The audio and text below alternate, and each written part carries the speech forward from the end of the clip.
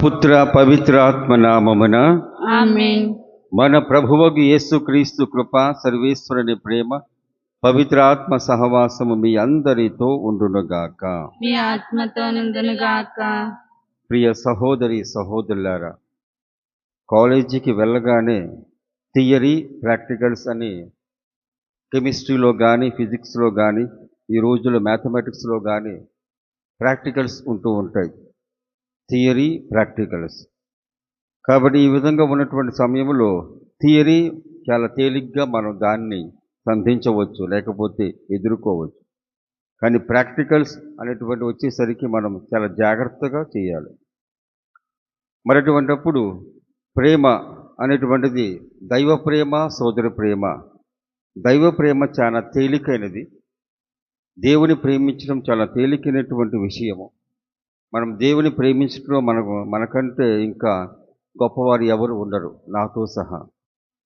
కానీ దాని ప్రాక్టికల్స్ అనేటువంటి సోదర ప్రేమలో మనందరము విఫలమవుతూ ఉంటాము.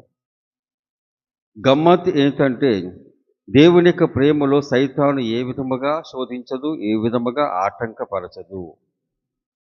సోదర ప్రేమలో మాత్రమే ఆటంకపరుస్తూ ఉంటుంది. కాబట్టి మనము గుడికి వెళ్ళినా, ఎన్ని పూజలు సమర్పించినా, పాల్గొన్నా, జపాలు ఎన్ని చెప్పినా, జపమాలు ఎన్ని చెప్పినా దాన్ని ఏమనదు. నువ్వు చెప్పుకో అని చెప్పేసి వదిలేస్తూ ఉంటుంది. కానీ దేవుని ప్రేమ శత్రువుల్ని ప్రేమించటం, ఇతరుల పట్ల క్షమాగుణం, ఇతరుల పట్ల అర్థము చేసుకునే గుణం, దాంట్లో మనలను బాగా శోధిస్తూ ఉంటుంది. దాన్ని గమనించుకోవాలి మనందరం. అందుకనే ఈ దైవ ప్రేమ, సోదర ప్రేమ అనేటువంటివి రెండూ అవసరమని చెప్పేసి ప్రభువు ఈరోజు సువిశేషంలో చెబుతూ ఉన్నాడు, నొక్కి వక్కానిస్తూ ఉన్నారు. ఇదే మాట ఎప్పుడు ద్వితీయోపదేశ కాండములో మోషే ద్వారా దేవుడు ఆయన ఉచ్చరించాడు కూడా, అక్కడ కూడా చెప్పాడు. మరి ఈ విధంగా మనము క్రైస్తవులముగా, కథోలికులముగా ఈ దైవ ప్రేమ ఏ పాటిది, అట్లాగే సోదర ప్రేమ ఎంత మేర అనేటువంటిది మనం ముందుగా ప్రశ్నించుకుంటూ, పరిశోధించుకుంటూ, ఏమైనా ఆటంకాలు ఉన్నా, లోపాలు ఉన్నా ప్రభుని క్షమించమని వేడుకుందాము.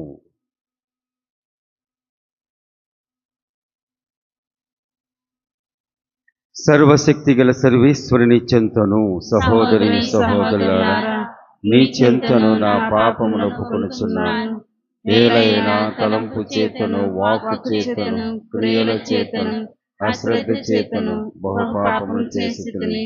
ఇది నా తప్పు, ఇది నా తప్పు, ఇది నా గొప్ప తప్పు.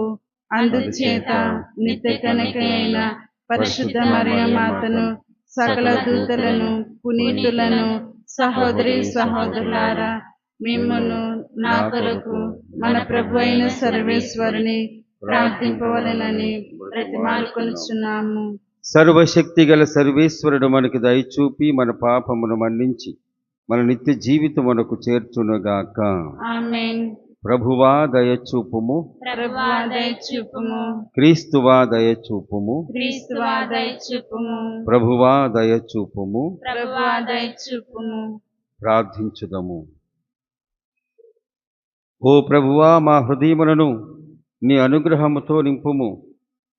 మేము చెడ్డ వాంఛల నుండి విముక్తిని పొంది అపారమైన నీ వరప్రసాద సహాయముతో జీవమునిచ్చు నీ వాక్య పదములో పయనింతుముగాక. నీతోనూ పవిత్ర ఆత్మతోనూ కలిసి యుగ యుగములు జీవించు పరిపాలించు మా ప్రభువైన క్రీస్తు ద్వారా ఈ మనవి చేయుచున్నాము. ఆమేన్.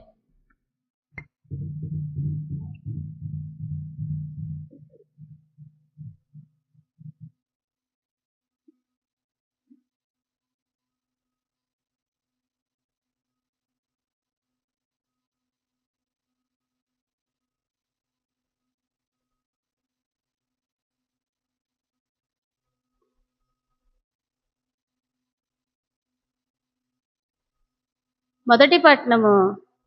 విగ్రహములను మా దైవములుగా ఎంచుము. హోషేయ గ్రంథము 14వ అధ్యాయము 1వ వచనం నుండి 9వ వచనం వరకు. ప్రభువు ఇట్లనుచున్నాడు, ఇశ్రాయేలులారా, మీరు మీ దేవుడైన ప్రభు చెంతకి మరలిరండు. మీ పాపమే మీ పతనమునకు కారణమైనది. మీరు ప్రభు చెంతకు మరలి వచ్చి ఈ ప్రార్థననే మీ బలిగా సమర్పింపుడు. ప్రభు, మా పాపములన్నీ మన్నింపుము, మా మనవిని అంగీకరింపుము. మేము నిన్ను స్తుతింతుము. అసిరియా మమ్ము రక్షింపజాలదు, యుద్ధాస్యములు మమ్ము కాపాడలేవు.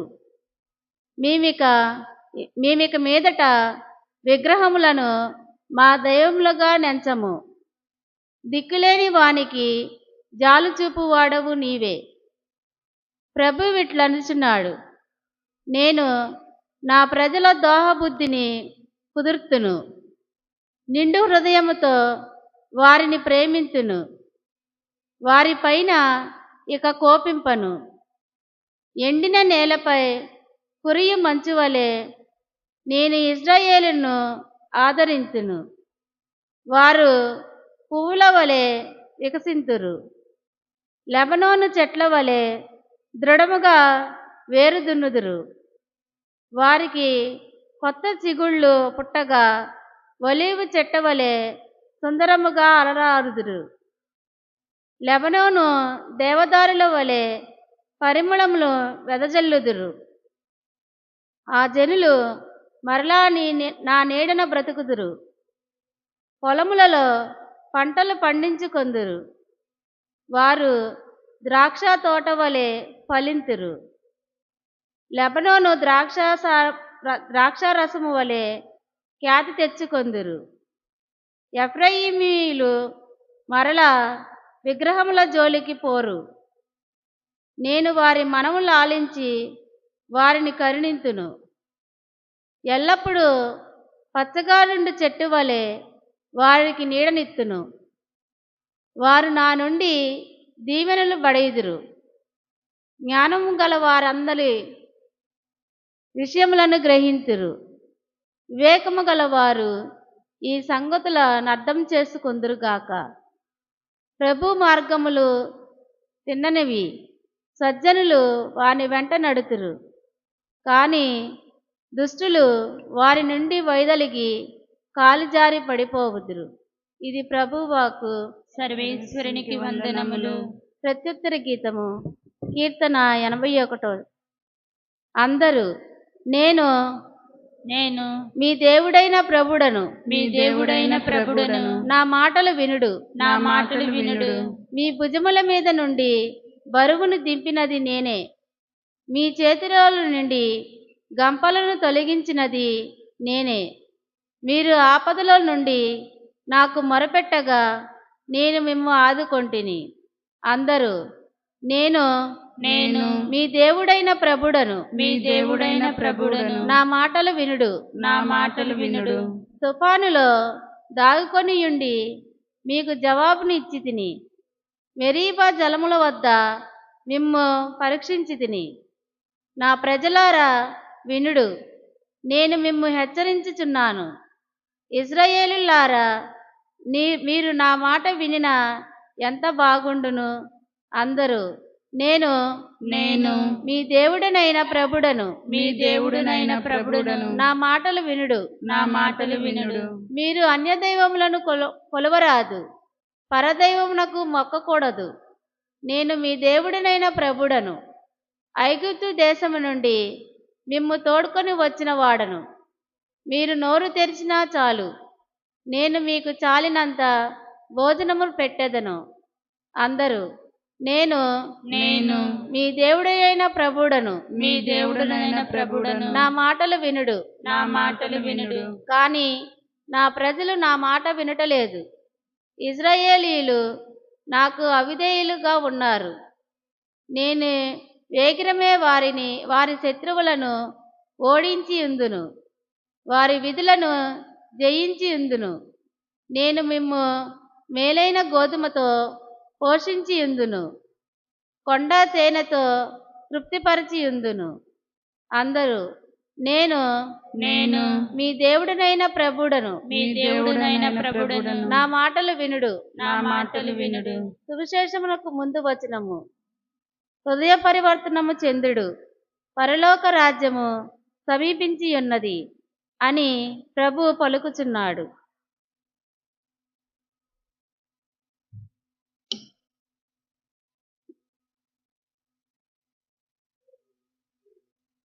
మీ ఆత్మతో నిందురుగాక. పునీత మార్కు రాసిన పవిత్ర సువిశేషములోని భాగము. ప్రభువా మీకు మహిమ కలుగునుగాక. 12వ అధ్యాయము. మార్కు సువార్త 12వ అధ్యాయము 28వ వచనము నుండి 34వ వచనము వరకు. ధర్మశాస్త్ర బోధకులలో ఒకడు వచ్చి వారు తర్కించడ చూచి యేసు చక్కగా సమాధానం ఇచ్చినని గ్రహించి, ఆజ్ఞలన్నిటిలో ప్రధానమైన ఆజ్ఞ ఏది అని ప్రశ్నించెను.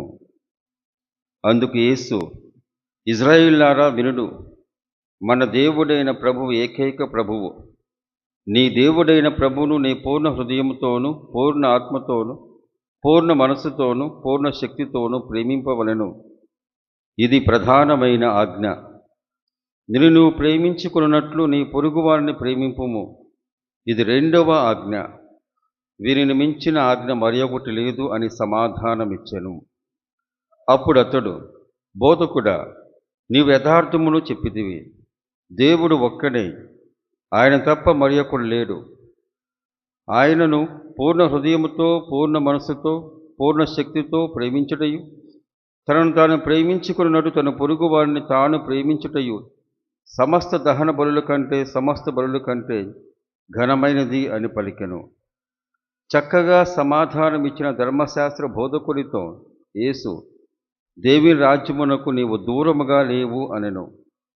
అటు తర్వాత ఆయనను ఎవరునూ ఏమియూ అడుగుటకు సాహసింపలేదు. ఇది ప్రభు సువిశేషము. క్రీస్తువా మీకు స్తుతి కలుగునుగాక.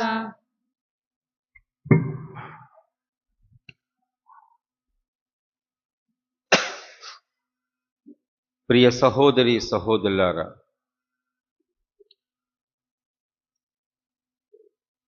మనము చిన్నప్పటి నుంచి మరి ముఖ్యముగా 10 ఆజ్ఞలు నేర్చుకున్న తర్వాత క్రిందిగా అనగా చివరిగా మనం నేర్చుకున్నది ఈ ఆజ్ఞలన్నీ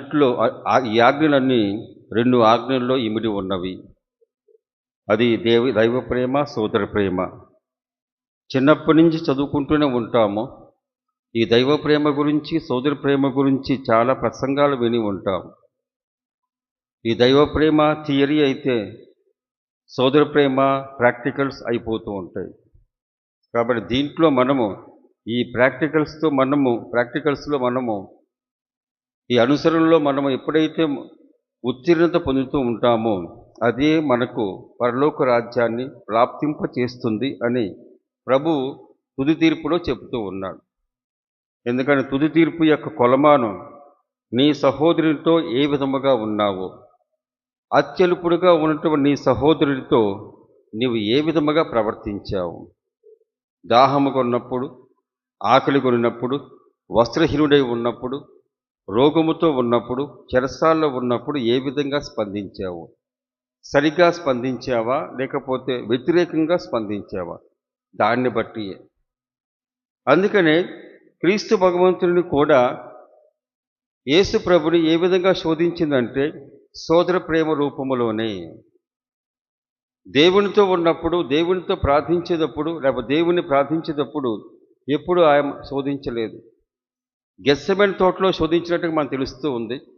అట్లాగే తన సువార్త సేవ మొదలేసినప్పుడు అక్కడ కూడా 3 సార్లు శోధించినట్టుగా మనకు కనపడుతూ ఉంది.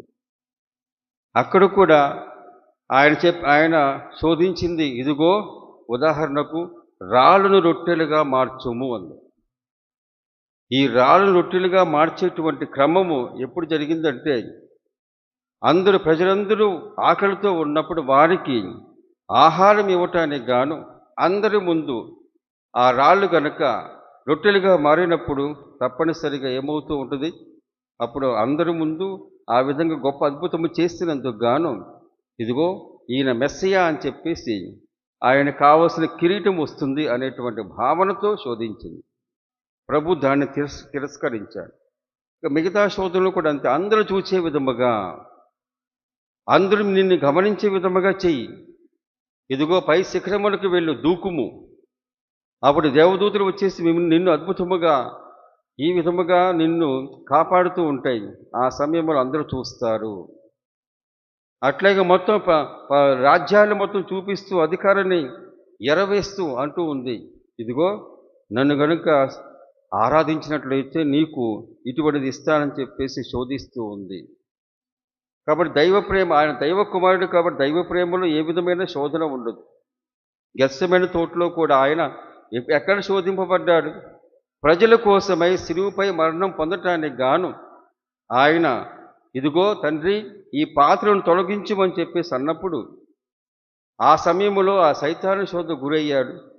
దాని తర్వాత దైవదూతులు వచ్చేసి ఆయన బలపరిచినప్పుడు దాన్ని జయించగలిగాడు. ప్రియ సహోదరి సహోదరులారా, కాబట్టి ఈ విధంగా చూసుకున్నప్పుడు మన జీవితంలో కూడా పూజ ప్రారంభంలో చెప్పినట్లుగా మనలను సైతాను శోధించేది ఈ రెండవ ఆజ్ఞలోనే, సోదర ప్రేమలోనే. మొదటి ఆజ్ఞలో మనము శోధన గురి చేసినా లేకపోతే అది శోధించేటువంటి విధానం కూడా వేరుగా ఉంటుంది. నేను పూజను సమర్పిస్తూ ఉంటాను, ప్రతిరోజు సమర్పిస్తూ ఉన్నాను, దానికి ఆటంకము లేదు. అట్లాగే పూజకు వచ్చేటువంటి వారికి కూడా ఆటంకము లేదు. దేవుణ్ణి ప్రార్థించడంలో ఆటంకము లేదు.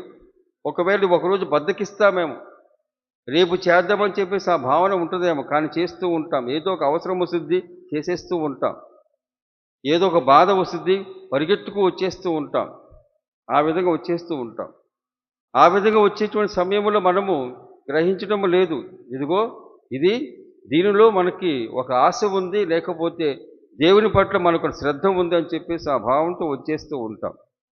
కానీ ఈ దైవ ప్రార్థన లేకపోతే దైవ ఆశీస్సులను ఎప్పుడైతే మన సోదర ప్రేమగా మార్చుకుంటామో అక్కడ మనం పప్పులో కాలు వేస్తూ ఉంటాం. ప్రియ సహోదరి సహోదరుల, అక్కడ సైతాను శోధిస్తూ ఉంటుంది. ఆ విధంగా శోధిస్తూ ఉంటుంది. మన గర్వం వచ్చేస్తూ ఉంటుంది, మన అహంభావం వచ్చేస్తూ ఉంటుంది.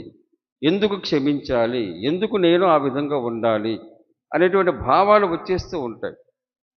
నేను వారికంటే గొప్పవాడిని కాదా, నేను వారికంటే హెచ్చైనటువంటి స్థాయిలో లేమా అని చెప్పేసి ఇవన్నీ శోధన వచ్చేస్తూ ఉంటాయి. ఈ శోధన వచ్చినప్పుడు మనం ఏం చేస్తూ ఉంటాం, దాంట్లో మనము ఇదిగో నిష్ఫలముగా ఉండిపోతాం. అట్లాగే మనం దాంట్లో ఉత్తీర్ణత సాధించలేము. ప్రియ సహోదరి సహోదరులు, కాబట్టి దైవ ప్రేమ అనేటువంటిది చాలా తేలికని చెప్పేసి అన్నాను. ప్రార్థించడం చాలా తేలికైనటువంటిది. అట్లాగే ఎన్నో మాటలతో ప్రార్థించడం చాలా తేలికైనటువంటిది. కానీ ఆ మాటలు చేతలుగా మార్చడం అనేటువంటిది మనకు తెలియనటువంటిది. అట్లాగే తెలుసుకోవాల్సి ఉన్నటువంటి అదొక సత్యము. ఆ తర్వాత తెలుసుకున్న తర్వాత ఏ విధముగా మనం ఉండాలో అది మనమే రచించుకోవాలి. ఆ విధంగా రచించుకోవాలి. అందుకని ఈనాటి మొదటి పట్టణంలో హోషేయ ప్రవక్త రాసినటువంటి గ్రంథము నుంచి మనం చదువుకున్నాం. మీరు మీ దేవుడైన ప్రభువు చెంతకు మరలిరండు, మీ పాపమే మీ పతనమునకు కారణమైనది. మీ పాపమే మీ పతనముకు కారణమైనది. కాబట్టి మీరు విన్నవించుకోండి. ఏమని విన్నవించుకోవాలి? మా పాపములను పరిహరించాలని. కాబట్టి ఎవరు ఈ శిక్ష గురైంది, వారు శిక్షకు గురయ్యారు. కానీ మీ పాపమే మీ పతనములకు కారణమైనది. వీళ్ళు చేసిన తప్పేంటి? మనకు తెలిసినట్లుగా వీరు అసిరియా రాజ్యపై ఆధారపడుతూ, అట్లాగే యుద్ధ నైపుణ్యం మీద ఆధారపడుతూ, అశ్వములు కానీ గుర్రాలు కానీ వాటిపై ఆధారపడుతూ, ఆ తర్వాత విగ్రహారాధన చేస్తూ వేరే దైవంపై ఆధారపడుతున్న సమయంలో, అటువంటి సమయంలో దేవునికి దూరంగా ఉన్నారు. దేవునికి దూరంగా ఉన్నారు. అప్పుడు దేవుడు ఎప్పుడైతే వీరు విన్నవించుకున్నారో ప్రభువు ఇట్లా అంటున్నాడు, నేను నా ప్రజల ద్రోహబుద్ధిని కుదుర్తును, నిండు హృదయముతో వారిని ప్రేమింతును అన్నాడు. నిండు హృదయముతో వారిని ప్రేమింతును. నేను నా ప్రజల ద్రోహబుద్ధిని కుదురుతును. ద్రోహము చేసినందుగా నేను శిక్షింపను, కుదురుస్తాను, నయము చేస్తాను. ఆ తర్వాత అంటున్నాడు, నిండు హృదయముతో వారిని ప్రేమింతును. ఈనాడు సువిశేషములో ఈ ధర్మశాస్త్ర బోధకుడు అడిగిన దానికి ప్రభువు అంటున్నాడు, నీ దేవుడైన ప్రభువుని పూర్ణ హృదయముతో, పూర్ణ ఆత్మతో, పూర్ణ మనసుతో, పూర్ణ శక్తితో ప్రేమింపవలెను అంటూ. అక్కడ యావే ప్రభు ఏమని వాగ్దానం చేస్తూ ఉన్నాడు? ఇదిగో మీ ద్రోహబుద్ధిని నేను కుదుర్తును, నయము చేసేదను. అందుకని చెప్పేసి నేను నిండు హృదయముతో మేము ప్రేమింతును. ఇక్కడేమో యేసు ప్రభు అట్లాగే మోషే కూడా పలికాడు ద్వితీయోపదేశ కాండములో, నీవు పూర్ణ హృదయముతో, పూర్ణ ఆత్మతో, పూర్ణ మనసుతో, పూర్ణ శక్తితో ప్రేమింపవలెను. ఎందుకని? నిండు హృదయముతో దేవుడు మనల్ని ప్రేమిస్తున్నాడు. మనము కూడా నిండు హృదయముతో దేవుని ప్రేమించగలగాలి. మనలో మరొక గమ్మత్తు అంటే మనము నిండు హృదయముతో ఎవరిని ప్రేమించలేము. కండిషన్లతో, షరతులతో ప్రేమిస్తూ ఉంటాము. నిండు హృదయం అంటే అవతల వారి యొక్క ప్రవర్తన కానీ, అవతల వారి యొక్క విధానము కానీ, దాన్ని మనం పరిగణన తీసుకోకుండా ప్రేమించడమే నిండు హృదయము. ప్రభు ఎటువంటి హృదయంతో ప్రేమిస్తారంటే, మన పాపముల, లేకపోతే మన యొక్క మనస్తత్వమా, మనము ద్రోహము చేస్తున్నామా, మనం నమ్మకంగా ఉన్నామా, ఇవన్నీ ఆయనకి పరిగణనలో ఉండవు. ఆయన కేవలము మనల్ని ప్రేమిస్తూనే ఉంటారు. అది నిండు హృదయము. మనం కూడా ప్రతి ఒక్కరిని, దేవుడితో సహా ప్రతి ఒక్కరిని, తోడివారిని మనము షరతులతో ప్రేమిస్తూ ఉంటాం. ఈ షరతుల మూలంగా మనం నిండు హృదయముతో ప్రేమించలేము. మరి దేవుని నిండు హృదయముతో ప్రేమించలేనప్పుడు ఆయన స్వరూపులో ఉన్నటువంటి సహోదరులను మనం ఏ విధముగా అదే నిండు హృదయముతో ప్రేమించగలము? నీ పొరుగువాణ్ణి ప్రేమింపుము, నిన్ను నువ్వు ప్రేమించుకున్నట్టు నీ పొరుగువాణ్ణి ప్రేమింపుము. మనం నిండుగా ప్రేమించడానికి ఆస్కారం ఉంది. ఒక్కొక్కసారి మనం ప్రేమించలేము కూడా. ఒకవేళ నా ముక్కు వంకర ఉందనుకోండి, నేను అద్దంలో చూసినప్పుడల్లా ఆ ముక్కు వంకరు, అట్లాగే వేరే వాళ్ళు ఈ విధముగా పలుకుతూ ఉంటే ఏం చేస్తూ ఉంటాను? ఆ ముక్కుని చూసినప్పుడల్లా దాన్ని నేను దూషిస్తూ ఉంటాను. ఈ విధంగా నేను ఎట్లా ఉండాలా అని చెప్పేసి. మనకు చాలా ఉన్నాయి. మన శరీరాన్ని పొగడటానికి, మన శరీరాన్ని దిగజార్చడానికి కూడా మనకు చాలా ఉన్నాయి. ఒక్కోసారి మనల్ని మనం ప్రేమించడానికి కూడా ఆటంకాలు కొన్ని ఉన్నాయి. పాపాన్ని పక్కన పెట్టేసినట్లయితే మనలో ఉన్న లోపాలు, మనలో ఉన్న అనారోగ్యము, మనలో ఉన్నటువంటి చెడు మనస్తత్వం లేకపోతే మంచి మనస్తత్వం ఏదైనా సరే, ఈ విధంగా మనం కూడా ఒక్కోసారి మనలో కూడా నిండు హృదయంతో ప్రేమించడానికి కూడా ఒక్కోసారి ఆ లోపము కూడా కనపడుతూ ఉంది. కాబట్టి దేవుడు మాత్రం నిండు హృదయముతో మిమ్మల్ని ప్రేమిస్తాను, మీ ద్రోహ బుద్ధిని నయము చేస్తాను, శిక్షింపను. ఆయన శిక్ష ఉండదు. ఎందుకంటే హోషేయ చెప్పాడు, ఇదిగో మీ పాపములే మీకు శిక్షను విధించింది. మన పాపాలకే మనం శిక్ష పొందుతూ ఉంటాం, ఫలితముగా వస్తూ ఉంటుంది. కానీ ప్రభు ఏం చేస్తూ ఉంటుంది? మన ద్రోహ బుద్ధిని కుదురుస్తాడు, లేకపోతే నయము చేస్తాడు, పరిహరిస్తాడు. కాబట్టి క్రీస్తు భగవంతుడు ఈ విధంగా చెప్పినప్పుడు పూర్ణ మనసుతో, నిండు హృదయముతో నీవు ప్రేమించాలి. అట్లాగే నిన్ను నువ్వు ప్రేమించుకున్నట్టు నీ పొరుగువాడిని ప్రేమింపవలెను. మన మొదటి ఆజ్ఞలో కొంచెం లోపం ఉందనుకో, రెండో ఆజ్ఞలో కూడా లోపం ఉంటుంది. ఎందుకంటే రెండో ఆజ్ఞ దానిపై ఆధారపడి ఉంది కాబట్టి. నేను నైన్త్ క్లాస్ సరిగ్గా చదవకపోతే, దానికి పునాది లేకపోతే 9వ తరగతి వరకు నాకు పునాది లేకపోతే 10వ తరగతి అప్పుడు నాకు ఉత్తీర్ణత ఉంటుందేమో కానీ పరిపూర్ణమైన ఉత్తీర్ణత ఉండదు. అదే విధముగా దైవ ప్రేమలో కొంచెం లోపం ఉన్నప్పుడు సోదర ప్రేమలో కూడా లోపం ఉంటుందిగా. అట్లాగే నేను కూడా హోల్సేల్గా ఒక మాస్ అనేటువంటిది, మాస్ అంటే చాలామంది మీరందరూ ఇక్కడ వచ్చారు, మిమ్మల్ని ప్రేమిస్తున్నాను అని చెప్పి చెప్పడానికి చాలా తేలిక. కానీ ఒక్కొక్కరితో ఉన్నటువంటి సంబంధంలో ఆ ప్రేమ, క్షమాపణ, అర్థం చేసుకునే మనస్తత్వం ఉందా అనేటువంటి దాంట్ని మరి ఒక్కసారి ప్రశ్నార్థకమే. మనందరిలో అది ఆ ప్రశ్న రేగాలి. ఇజ్రాయెల్ దేశంలో కానీ ఎక్కడో కానీ యుద్ధం జరుగుతూ ఉన్నప్పుడు అయ్యో, టీవీలు చూసి అయ్యో ఈ విధంగా జరుగుతుందా అని చెప్పేసి మనం అంటూ ఉంటాం, ఒక ప్రార్థన చేస్తాం. కానీ ప్రాక్టికల్గా వారికి ఏమన్నా చేస్తున్నామా అనేటువంటి దాని గురించి ఆలోచన చేస్తున్నప్పుడు, అట్లాగే ఒక విచారణ గురువుగా నేను విచారణ ప్రేమిస్తున్నాను చాలా తేలికైనటువంటిది. హోల్సేల్గా ఒక ప్రేమ చూపించడం చాలా తేలికైనటువంటిది. వ్యక్తిగతంగా ఒక మనిషి పట్ల ఉన్న సంబంధం మెరుగుపరుచుకోవడం అనేటువంటిది చాలా తేలికైనటువంటిది కాదు. అది కూడా కష్టమైందని చెప్పేసి చెప్పటం లేదు.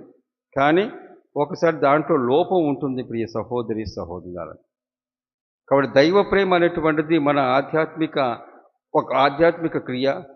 కానీ సోదర ప్రేమ అనేటువంటిది సంబంధముతో కూడినటువంటి ఒక క్రియ, సంబంధం ఏర్పాటు చేసుకునే క్రియ. కాబట్టి దైవ ప్రేమలో ఆధ్యాత్మికంగా ఉండటానికి గాను సైతానికి ఏ అభ్యంతరము లేదు. ఆ ఆధ్యాత్మికతను ఎప్పుడైతే మనము ఆ సోదర ప్రేమగా మార్చుకుంటున్నామో అప్పుడు వచ్చేసి మన మీద తిష్ట వేస్తూ ఉంటుంది, వచ్చేసి మనల్ని శోధిస్తూ ఉంటుంది. నువ్వు అర్థం చేసుకో మాకు, నువ్వు ప్రేమించు మాకు, నువ్వు క్షమించు మాకు. ఈ విధంగా క్షమించినప్పుడు ఏమవుతాం? మనము క్రీస్తు ప్రభుని యొక్క రక్షణలో పాలు పంచుకుంటాం.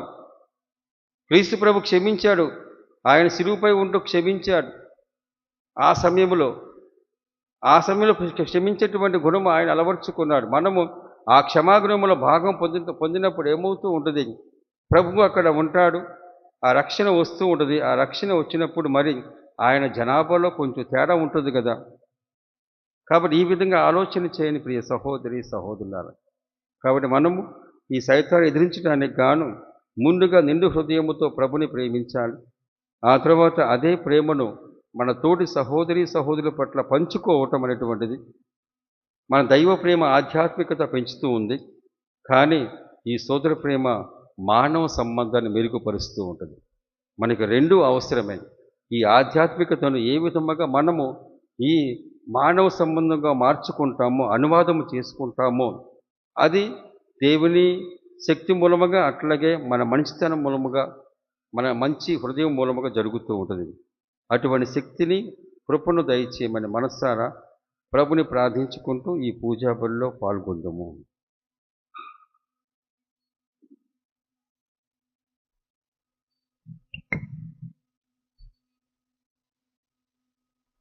అర్పిత హృదయమిచ్చావు దేవా, నా అర్పణ చేయగవచ్చాను దేవా.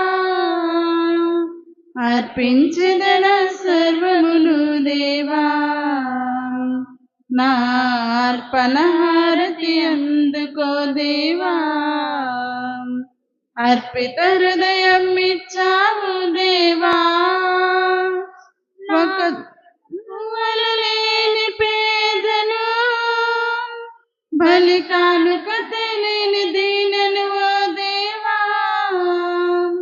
ఒక జత గువ్వలు లేని పేదను, బలి కానుక తెలియని దీనను ఓ దేవా.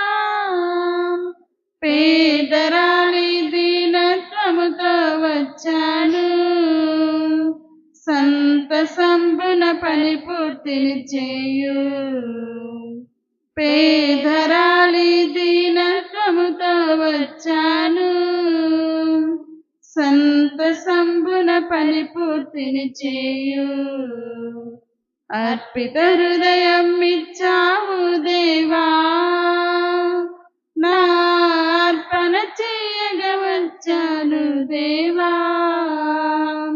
అర్పించదన సర్వమును దేవా, నా అర్పణ హారతి అందుకో దేవా. ప్రియ సహోదరి సహోదరులారా, నేనును మీరును అర్పిస్తున్న ఈ బలి సర్వశక్తి గల పితైన సర్వేశ్వరునికి అంగీకారమగునట్లు ప్రార్థింపుము. ప్రభు తన నామస్తుతి మహిమ కొరకును, మన ప్రయోజనము కొరకును, తన పవిత్ర శ్రీ సభ ప్రయోజనము కొరకును మీ కర్మల ద్వారా ఈ బలిని స్వీకరించుగాక. ప్రార్థించుదము. ఓ ప్రభువా, నీకు అర్పిస్తున్న ఈ మా కానుకలను కనికరముతో వీక్షింపుము. ఇవి మీకు ఆమోదయోగ్యముగా ఉండి మాకు రక్షణ సాధనములుగా ఉపకరించునుగాక. మా ప్రభువైన క్రీస్తు ద్వారా ఈ మనవి చేయుచున్నాము. ఆమేన్. ప్రభువు మీతో ఉండునుగాక. మీ ఆత్మతోనుగాక. మీ మనస్సులను ఉన్నతమునకు త్రిప్పుము. ప్రభు వైపు త్రిప్పినాము. మన దేవుడైన ప్రభువునకు కృతజ్ఞత తెలుపుదము. కృతజ్ఞత తెలుపుట యుక్తము న్యాయము. ప్రభువైన దేవా, పావన పిత, సర్వశక్తి గల పితైన సర్వేశ్వర, మీకు ఎల్లప్పుడూ ఎచ్చోటను నీకు కృతజ్ఞతావందనములు చెల్లించుట యుక్తము, న్యాయము, ధర్మము, రక్షణదాయకము.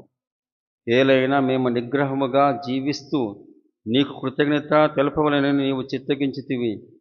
ఈ విధముగా పాపపూరితమైన మాలోని అహంభావమును విడనాడి నీవు మమ్ము కనికరముతో ఆదరించినట్లే మేము కూడా నిన్ను పోలి అవసరములో ఉన్న పేదలను, బాధితులను జాలితో ఆదరింపగలుగుదము. కావున అగణిత దూతలతో ఏకమై మేము స్తుతిగీతములతో నిన్ను ఘనపరచుట ఎట్లనగా, దళాధిపతి అయిన సర్వేశ్వరుడు పవిత్రుడు, పవిత్రుడు, పవిత్రుడు, పరలోకమును భూలోకమును నీ మహిమతో నిండి ఉన్నవి. మహోన్నతం నా హోసానా, ప్రభు నామమున వేంచే వారు ధన్యులు. మహోన్నతం నా హోసానా. ఓ ప్రభువా, నీవు నిఖముగా పవిత్రుడవు, సర్వ పవిత్రతకు ఊటయు నీవే. కనుక నీ పవిత్రాత్మ ద్వారా ఈ కానుకను పరిశుద్ధపరచ బ్రతిమాలుచున్నాం. ఈ విధమునివి మా కొరకు మా ప్రభువైన యేసుక్రీస్తు శరీర రక్తములు అగునుగాక. అతడు శిలువ శ్రమలకు తనను తాను ఇష్టపూర్తిగా అప్పగించుకునినప్పుడు అప్పమునందుకొని నీకు కృతజ్ఞతావందనములు చెప్పి స్తుతించి త్రుంచి శిష్యులకిచ్చుచు ఇట్లు అనెను, మీరందరూ దీనిని తీసుకుని భుజింపుము. ఏలైనా ఇది మీ కొరకు అప్పగింపబడనున్న నా శరీరము.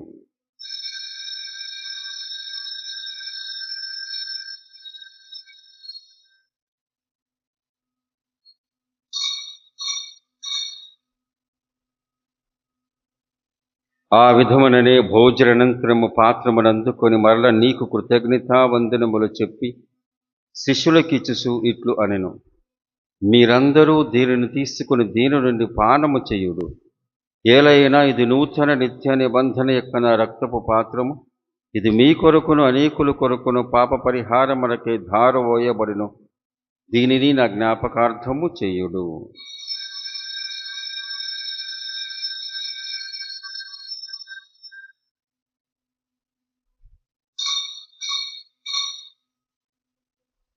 ఇది విశ్వాస రహస్యము.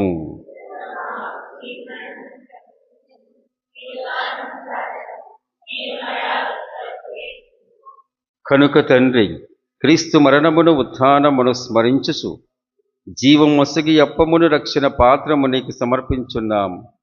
నీ సముఖము నిలిచి నీకు పరిచర్య చేయుటకు మమ్ము పాత్రులుగా చేసినందుకు నీకు వందనము తెలుపుచున్నాము. క్రీస్తు శరీర రక్తముల యందు పాలువారమగ మమ్ము పవిత్ర ఆత్మ ద్వారా ఐక్యపరచమని బతిమాలుచున్నాము. ఓ ప్రభువా, ప్రపంచమంతటా వ్యాపించి ఉన్న నీ శ్రీ సభను జ్ఞాపకముంచుకొనము. మా లియో జగద్గురువును, మా జోసఫ్ రాజా పీఠాధిపతిని, గురువులందరితో పాటు మమ్మును నీ ప్రేమయందు పరిపూర్ణను చెయ్యము. ఉత్థానమగుదమని నమ్మికతో చనిపోయిన మా సహోదరులను నీ కనికరమ్మతో చనిపోయిన వారందరినీ జ్ఞాపకముంచుకొనము. వారిని దివ్య ప్రకాశమునకు చేర్చుకొనము. మా అందరిపై దయచూపి దేవుని కన్యతలిగు మరియమాతతోను, పునీత యోసేపు గారితోను, పునీత అపోస్తలులతోను, ఆది నుండి నీకు సేవ చేసిన పుణ్యాత్మలందరితోను మాకు నిత్య జీవితములో భాగమును దయచేయము. అప్పుడు వారితో కలిసి మేము నీ కుమారుడు యేసుక్రీస్తు ద్వారా నిన్ను స్తుతించి మహిమపరచుదము. క్రీస్తు ద్వారా, క్రీస్తుతో, క్రీస్తునందు సర్వశక్తి గల పిత అయిన సర్వేశ్వర, పవిత్ర ఆత్మతో ఏకమయుండు నీకు యుగ యుగములు గౌరవ మహిమలు కలుగునుగాక. మన రక్షకుడిచ్చిన పరమోపదేశమును అనుసరించి ప్రార్థింప సాహసింతము. పరలోకమందున్న మాట తండ్రి, మీ నామం పూజింపబడును గాక, మీ రాజ్యం వచ్చును గాక, మీ చిత్తము పరలోకమందు నెరవేరినట్లు భూలోకమందు నెరవేరును గాక. నానాటికి కావలసిన మా ఆహారము మాకు నేటికి అనుగ్రహింపుము. మా యొద్ద అప్పుబడిన వారిని మేము మన్నించినట్లు మా అప్పులను మీరు మన్నింపుము. మమ్ము శోధన యందు ప్రవేశింపనివ్వక కీడులో నుండి మమ్ము రక్షింపుము. ప్రభువా, అన్ని కీడుల నుండి మమ్ము రక్షింపుము. మా ఈ రోజుల్లో మాకు శాంతిని ప్రసాదింపుము. నీ దయానుగ్రహణ నా పాపము నుండి మమ్ము విముక్తులను చేసి అన్ని కలతల నుండి సర్వదా కాపాడుము. మేము మోక్షానందమును మా రక్షకుడైన యేసుక్రీస్తు ఆగమమును నిరీక్షించుచుందుము. ఏలైనా నిరంతరము మీదే రాజ్యము, మీదే అధికారము, మీదే మహిమ. శాంతిని మీకు అనుగ్రహించున్నాను, నా శాంతిని మీకు ఇస్తున్నాను అని నీ అపోస్తులతో వచించిన ప్రభువైన యేసువా, మా పాపము లెక్కింపక నీ స్త్రీ సభ విశ్వాసమును వీక్షింపుము. నీ చిత్త ప్రకారము నీ సభకు శాంతిని ఐక్యము అనుగ్రహింపుము. యుగ యుగములు జీవించు పరిపాలించు ప్రభువా, ఆమేన్. ప్రభుని శాంతి ఎల్లప్పుడూ మీ అందరితో ఉండునుగాక. మీ ఆత్మతో నుండునుగాక. ఒకరికొకరు సమాధానము తెలుపుకొందుము.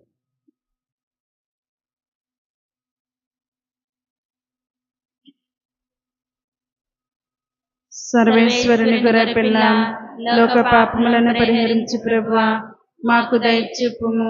సర్వేశ్వరుని గొర్రెపిల్ల, లోక పాపములను పరిహరించు ప్రభువా, మాకు సర్వేశ్వరుని గొర్రెపిల్ల, లోక పాపములను పరిహరించు ప్రభువా, మాకు శాంతిని దయచేయము.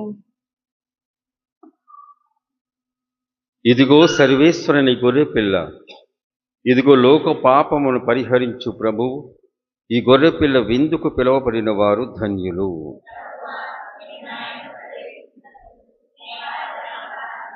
కానీ నీ ఒక్క మాట పలికిన నా ఆత్మ స్వస్థత పొందింది.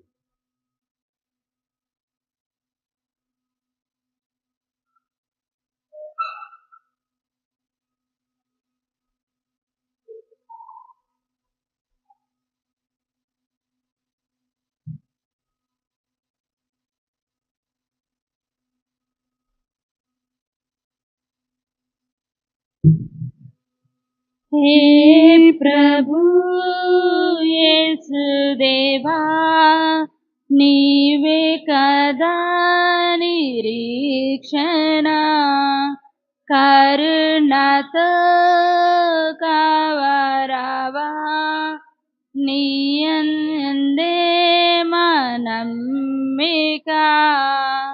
హే ప్రభు యేసుదేవా, నీవే కదా నిరీక్షణ, కరుణతో కవరవా, నీ యందే మా నమ్మిక.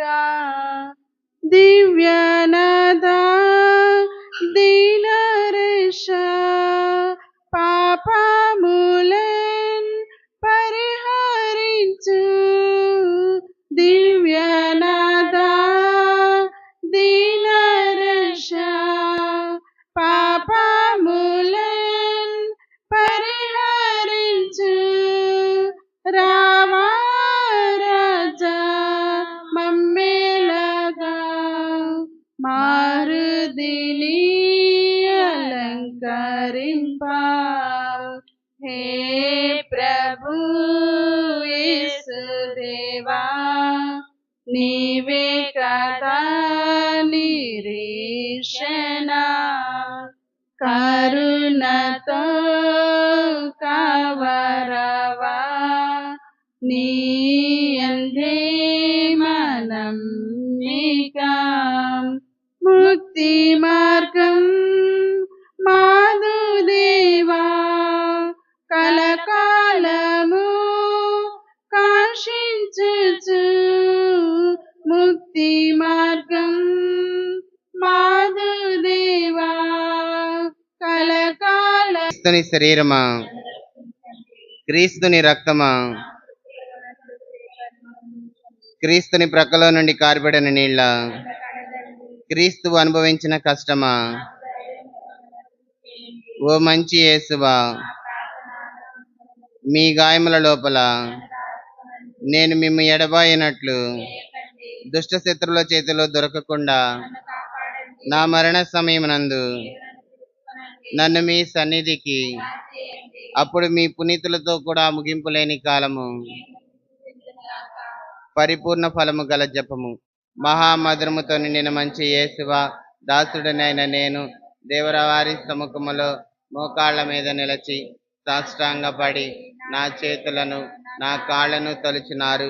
నా ఎముకలన్నీ ఎంచినారు అని దేవుని వారిని గురించి పూర్వకాలమందు దావీదు దీర్ఘదర్శి వచించిన దానిని నేను ఇప్పుడు జ్ఞాపకపరుచుకొని దేవరవారి యొక్క 5 గాయములను మిక్కిలి భక్తి పట్టుదలతోనూ దుఃఖముతోనూ నా అంతరంగమునందు విచారించి తలంపుచే ధ్యానించడు ఈ సమయమునందు దృఢమైన విశ్వాసము, నమ్మిక, దైవ ప్రేమాయనుడు సుకృత పుణ్యములను నా పాపముల మీద నిజమైన మనస్తాపమును వారిని దిద్దుకొన మిక్కిలి దృఢమైన ప్రతిజ్ఞను నా హృదయమునందు ముద్రింప చేయనవతరింపవలెనని నా మంచి చేసువా దేవరవారిని నా ఆత్మ యొక్క మేలైన ఆశాకాంక్షతో బ్రతిమాలి ప్రార్థించుచున్నాము స్వామి.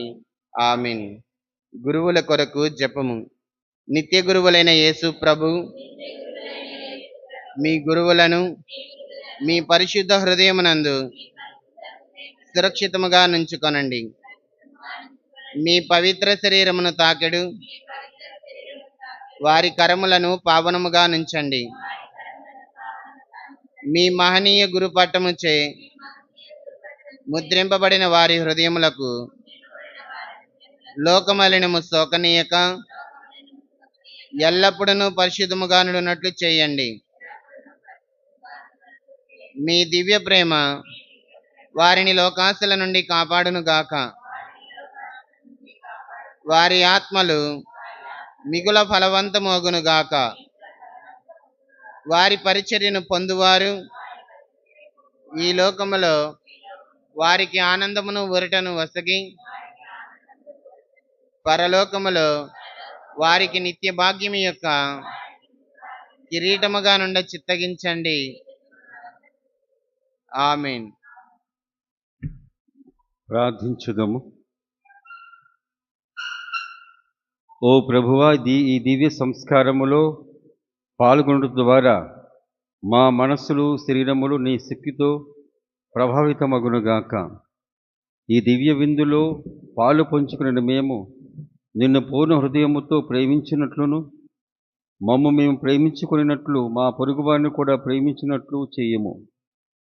తద్వారా నీవు అనుగ్రహించు సంపూర్ణ రక్షణమును మేము పాత్రమగునట్లుగా దీవించండి.